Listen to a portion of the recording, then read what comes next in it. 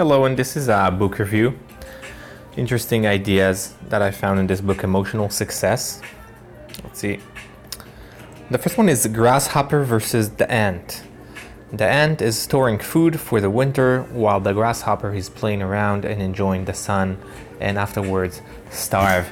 So that's two differences between two different insects, two different tactics in order to of life, different ways to live life. Which is basically the lazy one and the one that does not think ahead, and the one that does. And the grasshopper is enjoying his time, and then it is starved. Next one is when we are the only one who held responsible, we are more likely to cheat. I found it interesting. They have some studies to support this. When there is no people around, or there is no one will hold you responsible.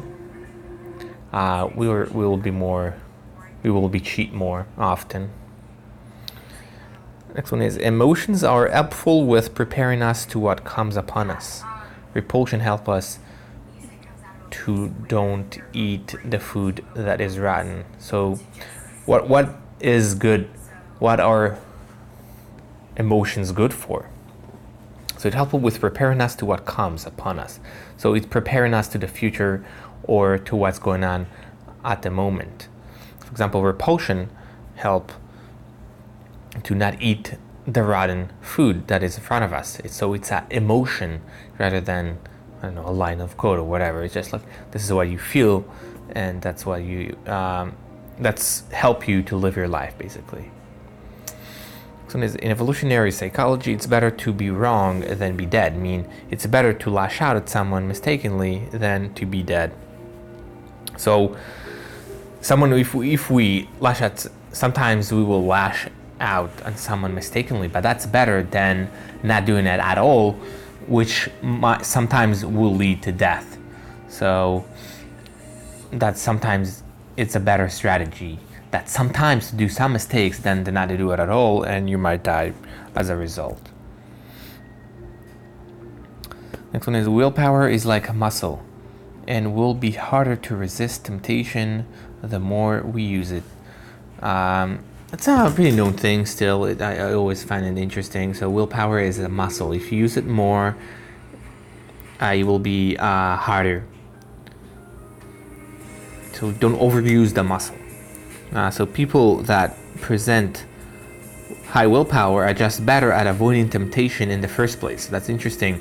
So there are some people that actually have high willpower, and those people, turns out that many times they just avoid the temptation at the first place. So they don't even need the willpower right now. They avoid, so like if it's a sugar thing, they just avoid this altogether instead of looking at it and deciding not to eat it.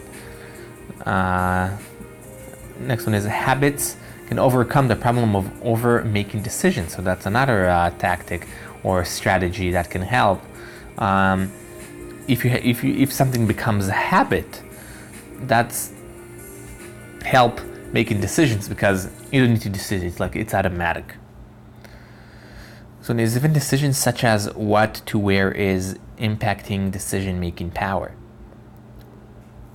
So what to wear, we can think, oh, this is not willpower, but it's a decision-making process and it's cognitively demanding. So we might want to use it less often. Next one is we are more likely to help to people that are like us. That's a really known thing. I think it's still important. That we will help people that are more like us, that we think that are similar to us.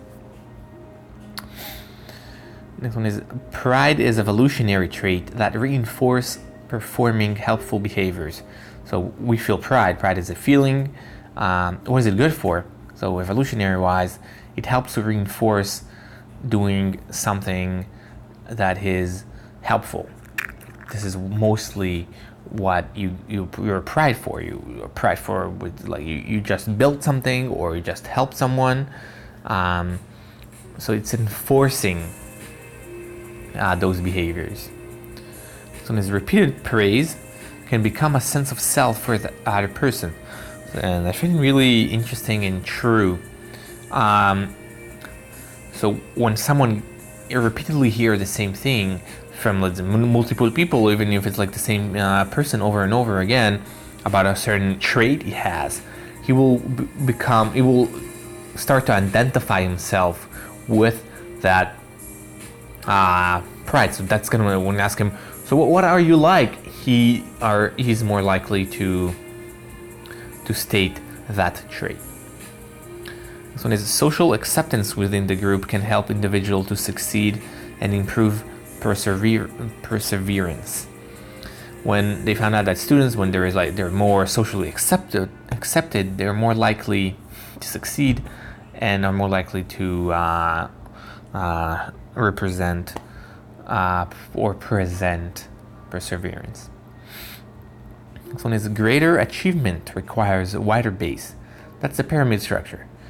You can go as high as you want as long as you make the base wider.